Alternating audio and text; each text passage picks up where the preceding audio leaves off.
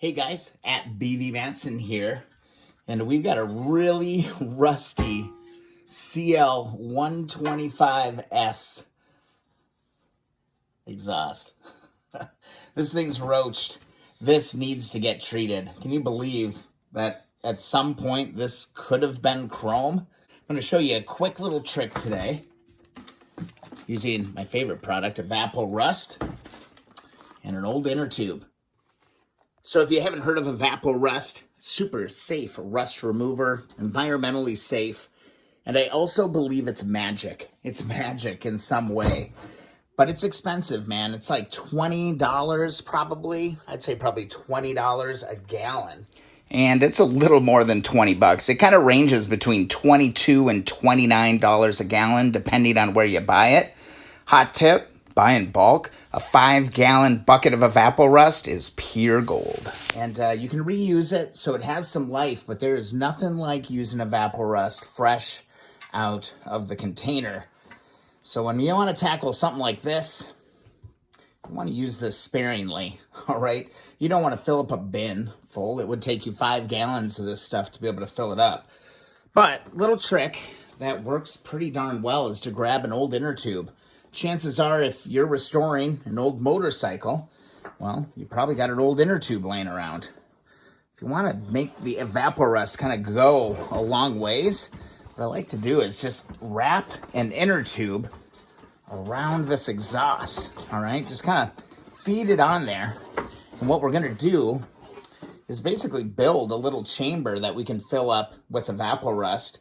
Let this sit for a few days and let it go to work. So the challenging part on the CL exhaust here is just that it's lots of turns, lots of corners. So you just got to kind of work your way around all of this. One note, remember to put your valve stem back in if you're going to be using the inner tube, because you might have taken it out when you took the inner tube out. But anyway, let me work this.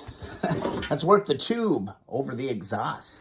Don't forget to check for punctures in that inner tube. And there we go.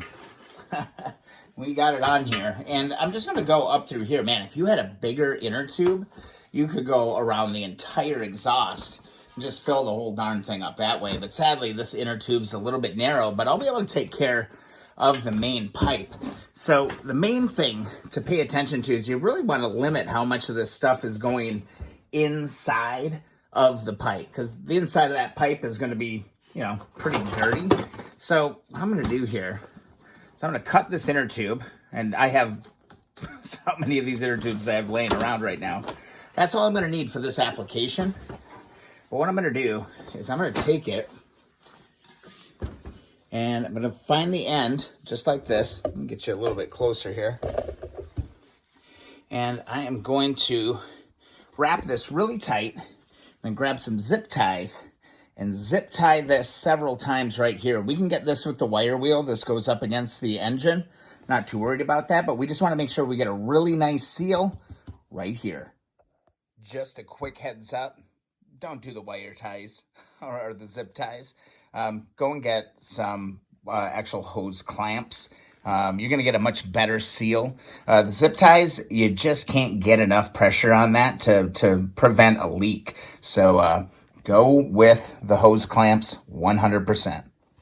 All right, so here you can see kind of there's the end of my pipe. I'm going to pull it really nice and tight. Again, I'm not going to worry about like the first 2 inches of this, but then I'm going to start getting really aggressive with some zip ties. I want to create a little bit of a seal here. So we don't really want the EvapoRust to go much higher than this point, because we're going to fill it from the other side. And you really kind of want to try to limit how much fluid actually makes its way, inside the pipe. We're just doing the main header part of the pipe here tonight. So if I can keep this, get this really nice and tight, I think this might work. Man, if I had a couple of like big hose clamps, that would be perfect. Sadly, I don't have anything that big. I think this is going to work. Just to kind of seal this off, I might go ahead and put one more right here. Again, this goes right up against the engine. You don't even see it. We can clean that with a wire wheel later. I'm just going to give myself one more right here. Give that a good pull. That should be good enough. With the wire ties in place and the tube around that really rusty header portion of this exhaust, what we're going to be able to do is basically just peel this back and fill this with a little bit of EvapoRust. I mean, literally, just fill it up like a water balloon. Then we can set this thing aside and let it sit for a few days. All right, now it's time for some EvapoRust. We're going to just fill the inner void here with EvapoRust. Slowly dump the product in and just let that inner tube fill up a little bit. Watch for leaks. Make sure those zip ties are really tight. I actually went and grabbed a pair of pliers and gave an extra little bit of persuasion to them. I don't see any leaks so far. Just starting to bubble up on the bottom. And I'm right about here to the top of that pipe. So let's take a look at that. So here you can see I have just a little bit trickling out right there. But this inner tube is full.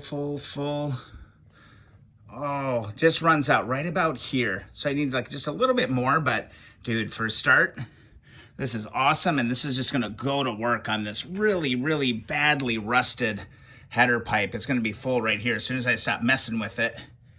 But that EvapoRust is, it's like a water bed, kind of. Could actually move that around just a little bit. And what I'll do here is over the next few days, just come and agitate, move stuff around a little bit. You can see I got just a little bit of a leak, man. Metal, you know, the screw type hose clamps would be perfect on this. I'm actually gonna go pick up some of those. I didn't think the water pressure would be so much. I have 4 super tight zip ties there, but either way, it's gonna stop at some point, and I've got fill pretty much up to here. I'll take it. I'm telling you, it works. And it didn't use hardly any of the EvapoRust.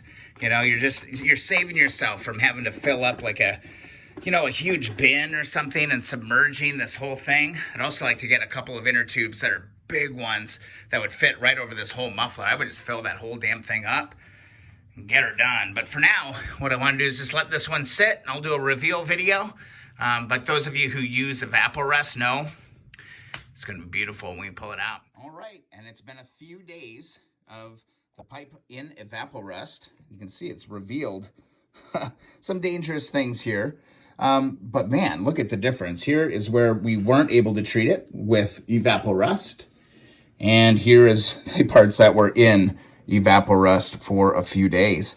And I'm telling you, low impact. You don't have to work too hard at this. And this thing is almost 100% rust free compared to what it is or what it was. I mean, it was crusty.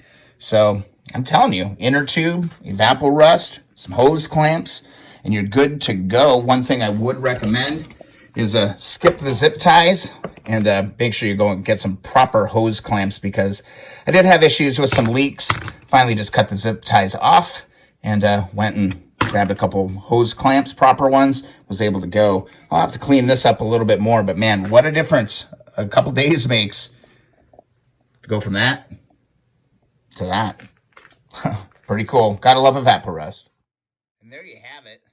A little bit of work cleaning things up. Look at that reveal there. But what a difference that makes. I'm going to plan on wrapping this exhaust with some black wrap. But my goodness, this whole thing looked like this before. And now, working our way down the pipe. Pretty special. Pretty special, man. Bringing it back. A little inner tube, some hose clamps, a little bit of time. And it is literally a before and after kind of experience. I hope you enjoy the video. If so, please thumbs up. Also, don't forget to subscribe to the channel.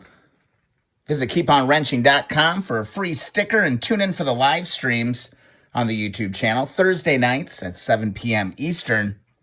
We're going to keep working. We're going to keep working on bikes before and after. Before and after. Hope you enjoyed the video. See you in the next video or live stream.